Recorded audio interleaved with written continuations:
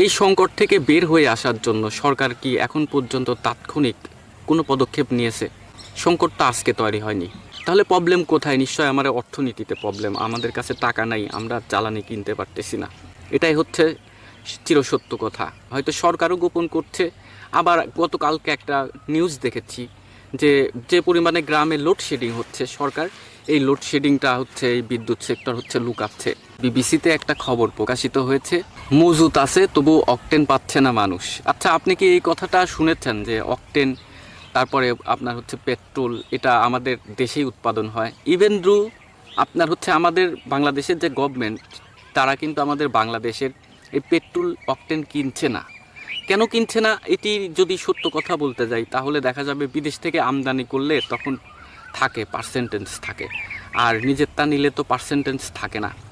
তো এই ধরনের খবরও কিন্তু আমি দেখেছি। আপনি কি দেখেছেন?